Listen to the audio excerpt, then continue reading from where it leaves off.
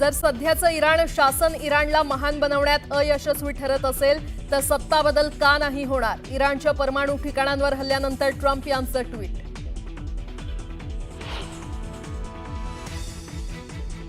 अमेरिकेच्या हल्ल्यानंतर इराणमधील Fordow nuclear साइटचे entry point नष्ट, डोंगराळ भागातही मोठं नुकसान, सॅटेलाइट फोटोतून जमीन खचल्याचेही संकेत.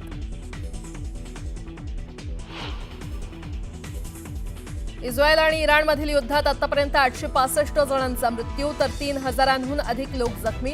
इराणमध्ये आणखी नुकसान करण्याचं इस्रायलचं टार्गेट.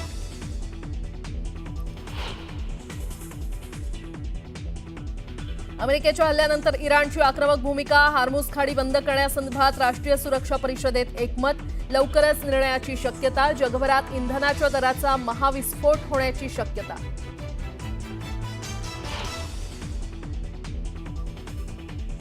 इस्रायलचा पुन्हा एकदा इराणच्या लष्करी तळांवर हल्ला, इमाम हुसेन स्ट्रॅटेजिक मिसाईल हेडक्वार्टर्ससह अनेक ठिकाणं उद्ध्वस्त केल्याचा इस्रायलचा दावा.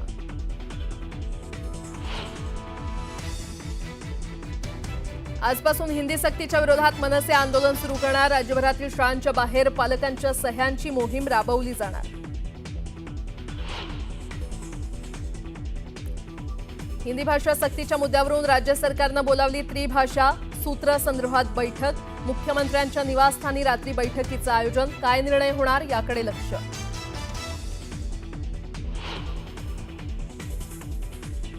आज परिवहन विभागाची श्वेतपत्रिका जाहीर होणार, मंत्री प्रताप सरनाईक करणार श्वेतपत्रिका जाहीर. श्वेतपत्रिकेत नेमका काय खुलासा होणार याकडे लक्ष.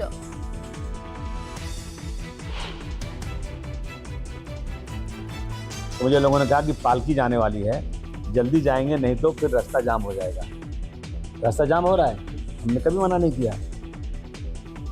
वारीच्या पालख्यांमुळे रस्ता जाम होतो, मात्र आम्ही कधी तक्रार केली नाही. अबू आझमींचं वादग्रस्त विधान, तर मुख्यमंत्र्यांनी आझमींना सुनावलं.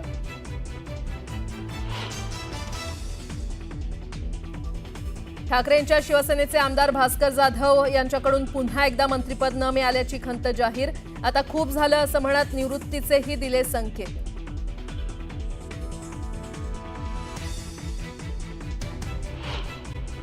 आता पुन्हा एकदा आंतरराष्ट्रीय घडामोडी पाहूयात. इराणच्या इस्फहान आणि नतांज या अणु ठिकाणांवरील हल्ल्यांपूर्वीचे आणि हल्ल्यानंतरचे सॅटेलाइट फोटो समोर आलेले आहेत.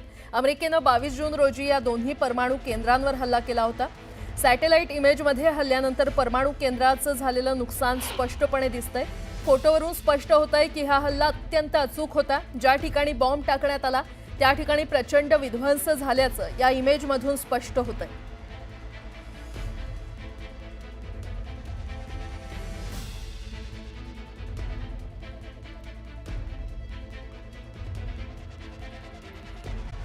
इस्रायल इराण युद्धावर IRGC संबंधित फॉर्स न्यूज या एजन्सीनं मोठा दावा केलेला आहे. इराणनं इस्रायल विरुद्धच्या युद्धासाठी 2 ते 6 महिन्यांची तयारी केली असा दावा फार्स न्यूजनं केलेला आहे. या रिपोर्टनंतर हे युद्ध दीर्घकाळ चालणार असल्याचं आता स्पष्ट झालेलं आहे. इराण इस्रायल यांच्यामधला संघर्ष आता आणखी पेटणार असण्याची शक्यता वर्तवण्यात आलेली आहे. युद्धासाठी इराणनं 2 ते 6 महिन्यांची तयारी केली असल्याचं फार्स न्यूज कडून स्पष्ट करण्यात आलेलं आहे. Israel and Iran launched fresh attacks on each other overnight into Sunday.